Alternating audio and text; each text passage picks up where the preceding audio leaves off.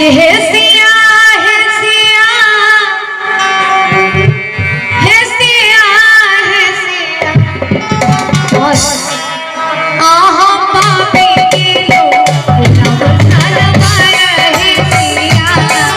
आहा पापी लो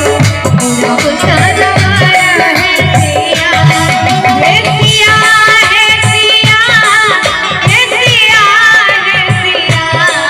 हे सिया हे सिया हे सिया हे सिया आहा पापी लो रब सरवाया हे सिया आहा पापी लो रब सरवाया हे सिया।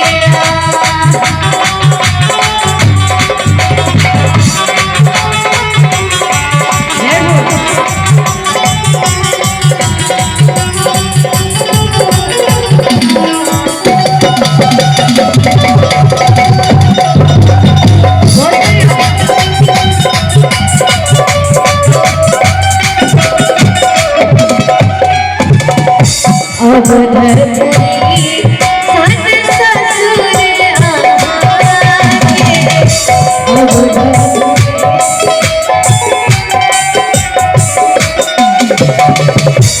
अब धरती सस ससुर आगे मिथिला सन त्रिहर सिया आहे मिथिला सन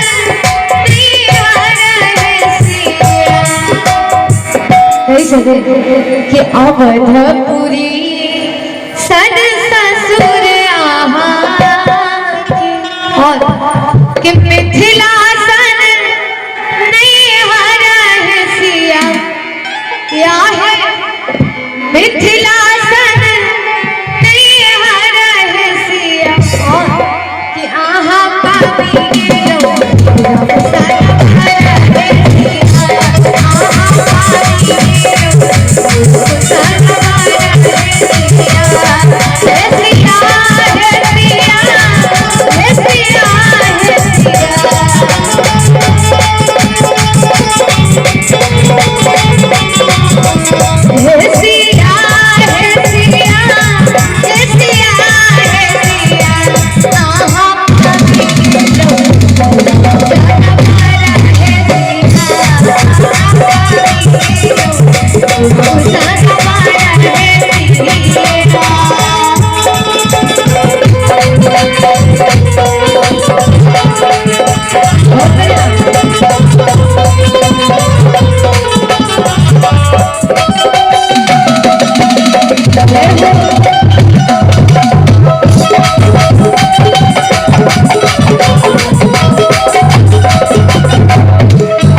राजा दशरथ सन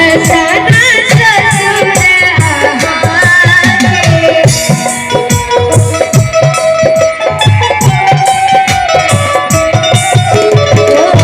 राजा दशरथ सन ससुर आगे राजा जनक सन पिता है सिया आहे राजा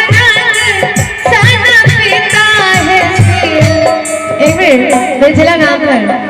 बोल दे मिथिला धाम की कि आहा पापी लो रब सरवाया हे सिया सरवाया हे सिया हे सिया हे सिया हे सिया हे सिया हे सिया हे सिया हे सिया हे सिया आहा पापी लो सरवाया हे सिया आहा पापी लो सरवाया हे सिया।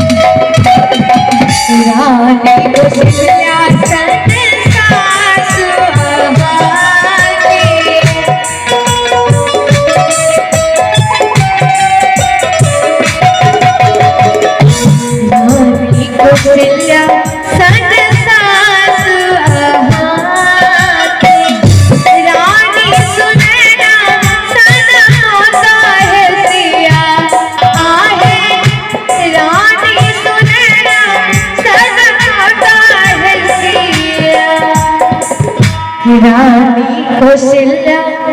सन सासु कि रानी सुनना सन माता है सिया क्या है रानी सुनना सन माता है सिया। चाहे लास्ट अंदर से ताली बजा के सब उठे कि आहा पावी गेलो रब सन मारा है सिया आहा पावी गेलो रब सन मारा है सिया हे सिया हे सिया हे सिया हे सिया हे सिया हे सिया हे सिया हे सिया आहा पावी